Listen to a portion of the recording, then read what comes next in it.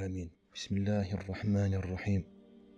Al-Fudayl ibn Iyad rahimahullah disait: Dieu a des serviteurs par lesquels il fait revivre les contrées. Ce sont les gens de la Sunna.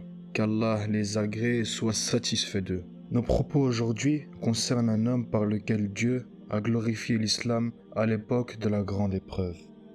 Ahmed ibn Muhammad ibn Hanbal, l'imam des gens de la Sunna, qu'Allah lui fasse miséricorde et l'agrée. Ali ibn al-Madini, Ahmed est la preuve de Dieu contre ses créatures. Et Abu Bakr al-Ashram disait: nos compagnons considéraient la position durant l'épreuve comme celle d'Abu Bakr as-Siddiq lors de la guerre contre les apostats. Siyar disait: cet homme, c'est-à-dire Ahmed, a tenu la position des prophètes et des véridiques. Et Bishr ibn al-Harith disait: l'épreuve d'Ahmed dans sa solitude et son isolement est semblable à celle d'Abu Bakr as-Siddiq dans son temps. L'imam Ahmed, qu'Allah lui fasse miséricorde, s'appelle Aba Abdillah Ahmed ibn Muhammad ibn Hanbal al-Shaybani. Il naquit à Bagdad au mois de Rabi' al-Awwal, en l'an 164 de l'Hégire. Son père mourut au combat, alors qu'il était encore jeune. Il se consacra dès son enfance à la recherche du hadith et à l'étude des traditions prophétiques. Il voyagea dans de nombreux pays afin de recueillir la science et rencontra l'imam al-Shafi'i, dont il tira un grand enseignement. Al-Shafi'i disait à son sujet: Ahmed est un imam dans 8 domaines. Il est un imam dans le hadith, imam dans la jurisprudence, imam dans la langue arabe, imam dans la science du Coran, imam dans la pauvreté, imam dans l'ascèse, imam dans la piété, imam dans la sunna. Parmi ses ouvrages les plus célèbres figure son Musnad, qui regroupe plus de 30 000 hadiths, voire davantage. Il recommandait à son fils Abdullah en disant: attache-toi à ce Musnad, car il sera un guide pour les gens. Parmi ses enfants les plus connus, il y a Abdullah et Saleh, qu'Allah les agrée. Il mourut un vendredi, le 12 Rabi' al-Awwal, en l'an 241 de l'Hégire, à 77 ans, et fut enterré à Bagdad. Qu'Allah lui fasse miséricorde. À l'époque, les musulmans suivaient la voie des plus prédécesseurs, croyant que Dieu parle réellement comme il l'a affirmé. La parole est un attribut de Dieu. Il parle comme il veut, quand il veut, comme il veut, d'une parole digne de sa majesté. Parmi cette parole, il y a le Coran, parole de Dieu révélée à son prophète sallallahu alayhi wa sallam par l'intermédiaire de l'ange Jibril alayhi salam. Allah a dit: et si l'un des polythéistes te demande protection, accorde-la lui afin qu'il entende la parole de Dieu. Mais une secte appelée les Mu'tazilites apparut, reniant ces versets, innovant une croyance contraire à celle des musulmans. Ils prétendirent que Dieu n'avait pas parlé directement dans le Coran, mais qu'il l'avait créé. Ils cachaient d'abord leur croyance, craignant le calife Haroun al-Rachid, qui suivait la voie des plus prédécesseurs et qui était très ferme envers eux. Il avait même dit: j'ai appris que Bishr al-Marrisi affirme que le Coran est créé. Par Allah, si je le trouve, je le tuerai d'une manière qu'aucun homme n'a jamais été tué. Bishr al-Marrisi se cacha donc pendant près de 20 ans à la mort de Haroun al-Rachid, puis l'affaire resta calme sous son fils al-Amin. Lorsqu'Al-Ma'moun prit le pouvoir, les Mu'tazilites s'approchèrent de lui et lui embellirent leur doctrine. Il finit par adopter leur idée que le Coran est créé. Au début, il hésitait à l'imposer à tous, mais bientôt il se décida à forcer les savants à y adhérer.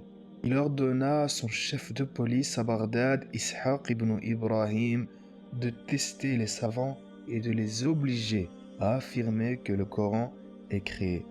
Il commença par 7 grands savants de Bagdad. Tous, sauf 2, répondirent avec prudence. Mais 2 hommes refusèrent. Ahmed ibn Hanbal et Mohammed ibn Nuh. Al-Ma'moun ordonna qu'on les lui amène enchaînés. Sur le chemin, l'imam Ahmed invoquait Dieu en disant « Seigneur, fais que je ne vois jamais le visage d'Al-Ma'moun ». Il avait certes appris qu'Al-Ma'moun disait à son sujet « Si mes yeux tombent sur Ahmed ibn Hanbal, je le mettrai en pièces ». En route, un homme arriva en criant et en annonçant la nouvelle « Oh Aba Abdillah, le calife est mort ». C'était la nouvelle de la mort d'Al-Ma'moun en réponse à l'invocation de ce grand imam. Ahmed loua Dieu et pensa que l'épreuve était terminée. Mais peu après, un autre homme arriva. Le pouvoir est passé à Al-Mu'tasim, son juge est Ibn Abi Du'ad, un Mu'tazilite. Il t'a fait venir à Bagdad. En chemin, Mohammed ibn Nuh tomba malade et mourut. Ahmed resta donc le seul dans l'épreuve. Sous le règne d'Al-Mu'tasim, l'imam Ahmed fut emprisonné à Bagdad durant le mois de Ramadan. Il était malade, faible, mais toujours ferme dans sa foi. Il resta en prison plus de 30 mois. Son oncle, Ishaq ibn Hanbal, intercéda auprès du chef de la police afin qu'il soit libéré et qu'on organise une discussion entre lui et les savants. La permission fut accordée, les savants furent réunis, mais Ahmed les domina tous par ses arguments clairs fondés sur le Coran et la Sunna. Comme il n'avait rien à lui opposer, ils l'emmenèrent, chargé de chaînes, devant le calife Al-Mu'tasim lui-même en pleine nuit. Ahmed pria toute la nuit dans sa cellule obscure, suppliant son Seigneur. Face au calife Al-Mu'tasim, le matin, il fut conduit dans la salle du trône. Le calife était entouré de ses vizirs, de ses soldats et d'Ibn Abi Du'ad. Le calife lui dit « Si tu n'avais pas été emprisonné par mon prédécesseur, je ne t'aurais pas convoqué. » Puis, il ordonna aux théologiens de débattre avec l'imam Ahmed. Ils parlèrent longuement, mais il ne répondait qu'une seule chose. « Apportez-moi une preuve du livre d'Allah ou de la sunna de son prophète sallallahu alayhi wa sallam et je la suivrai. » Alors, Ibn Abi Du'ad lui dit « Tu ne prends donc que ce qui est dans le livre et la sunna ?» Il répondit « L'islam peut-il se fonder sur autre chose que le livre d'Allah et la sunna de son prophète ?» Les savants du calife s'énervèrent et dirent « Il est égaré, égarant, tue-le, et son sang sera sur nos têtes. » Ils étaient prêts à porter le fardeau du sang de l'imam Ahmed devant leur Seigneur le jour du jugement. Le calife, qui estime Ahmed pour sa piété et son savoir, espérait qu'il céderait, mais il resta ferme. Après 3 jours de débat, Ahmed affaibli continua de jeûner. Ibn Abi Du'ad le menaçait sans cesse. « Le calife te fera battre et enfermer. » Mais il répondit « Je me confie à Dieu. » Finalement, le calife ordonna de le déshabiller et de le battre. Il fut fouetté jusqu'à perdre connaissance. À chaque coup, il disait au bourreau « Frappe fort, que Dieu te coupe ta main. » Il perdit conscience. Quand le calife crut qu'il était mort, il prit peur et ordonna qu'on le détache. Ahmed se réveilla plus tard, mais brisé physiquement. Al-Mu'tasim, malgré l'influence d'Ibn Abi Du'ad, finit par le relâcher. Il lui offrit des vêtements et de l'argent, mais Ahmed refusa. Il ordonna de vendre tout et d'en faire aumône aux nécessiteux. Le calife se repentit ensuite d'avoir frappé l'imam et s'enquit chaque jour de sa santé. Lorsqu'Ahmed guérit, il reprit l'enseignement et la prière publique. Puis, Al-Mu'tasim mourut remplacé par son fils Al-Wathiq, encore plus favorable aux Mu'tazilites. Sous son règne, l'épreuve s'intensifia. On enferma et frappa de nombreux savants. Certains vinrent voir Ahmed pour lui proposer de se révolter contre le calife. Mais il refusa. « Non, n'enlevez pas votre allégeance, ne divisez pas les musulmans, ne versez pas le sang. Contentez-vous de détester cela dans vos cœurs et patientez. » Malgré tout ce qu'il avait subi, il interdit toute sédition et prêcha la patience. Il disait « Ce n'est pas juste, c'est contraire aux traditions de se révolter contre un gouverneur musulman. » Il annonça à ses compagnons qu'Allah soutiendrait la vérité et que l'épreuve prendrait fin. Pendant ce règne, la situation s'aggrava encore. Les partisans de la Sunna furent pourchassés et l'imam Ahmed fut banni. Une lettre du chef de la police lui ordonna: Le prince t'ordonne de ne pas recevoir de visiteurs et de ne pas habiter une ville où il réside. Quitte ce lieu.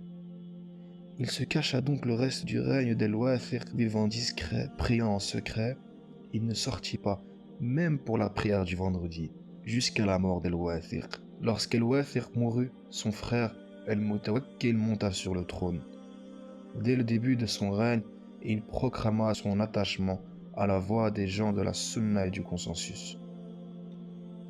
Il bannit les Mu'tazilites, libéra les prisonniers injustement détenus et abolit l'interrogatoire imposé aux musulmans. Il écrivit personnellement une lettre à l'imam Ahmed l'invitant à revenir à Bagdad et à reprendre sa place parmi les savants. Mais Ahmed, par humilité, refusa de se rendre à la cour disant: « Je crains que mon cœur ne s'attache à eux et que je ne sois tenté par leur monde. » Il remercia Allah pour la fin de l'épreuve. Ainsi s'acheva la mihna, la grande épreuve qui avait duré près de 16 ans. Pendant toutes ces années de souffrance, Ahmed resta un modèle de fermeté, de patience et de sincérité. Il supporta les coups, la prison, l'isolement, les insultes, mais ne prononça jamais une parole qui trahirait sa foi. Il disait: « Comment puis-je mentir au sujet d'Allah ?» On rapporte qu'un homme lui dit un jour: « Ya Aba Abdillah, n'as-tu pas reçu la permission de prononcer des paroles sous la contrainte comme l'a fait Ammar ibn Yasir ?» Il répondit. Ammar fut excusé. Mais il y eut des gens qui résistèrent, et le prophète sallallahu alayhi wa sallam dit d'eux: Dieu raffermit leur cœur. Je choisis donc la voie de ceux dont Dieu a raffermi les cœurs. Lorsque plus tard certains de ses compagnons lui dirent: Maudis ceux qui t'ont frappé, il répondit: Non. Comment pourrais-je maudire des gens dont je souhaite la miséricorde d'Allah? Peut-être qu'ils étaient contraints ou ignorants. Je leur ai tous pardonné. Il priait souvent pour eux et disait: Seigneur, pardonne à ceux qui m'ont fait du tort, car ils ne savaient pas. Après la fin de l'épreuve, la renommée de l'imam Ahmed se répandit dans tout le monde musulman. Les gens venaient de toutes les contrées pour apprendre auprès de lui et écouter ses hadiths. Il n'acceptait aucun cadeau des dirigeants, ni argent, ni bien. Il disait: Si le savant devient dépendant du pouvoir, il perd sa lumière. Il vivait simplement, souvent dans le dénuement, partageant ce qu'il possédait avec les pauvres. Il priait la nuit, récitait le Coran et multipliait les invocations. Son fils Abdullah rapporte: Mon père priait chaque jour environ 300 rak'ah. Quand il tomba malade à cause des coups, il ne pouvait plus prier que 50 rak'ah, mais il ne les abandonna jamais. Lorsque la mort approcha, il souffrait d'une fièvre intense mais ne cessa pas de répéter: Rien n'est plus doux que la rencontre avec Allah. Il rendit l'âme le vendredi 12 Rabi' al-Awwal 241 de l'Hégire à l'âge de 77 ans. Le jour de sa mort, plus de 100 000 personnes assistèrent à ses funérailles à Bagdad selon certains historiens, dont beaucoup de juifs et de chrétiens qui embrassèrent l'islam en voyant la ferveur de la foi. Les femmes pleuraient, les hommes invoquaient. On entendait les voix dire: Voilà l'imam de la Sunna, voilà celui qui a préservé la parole d'Allah.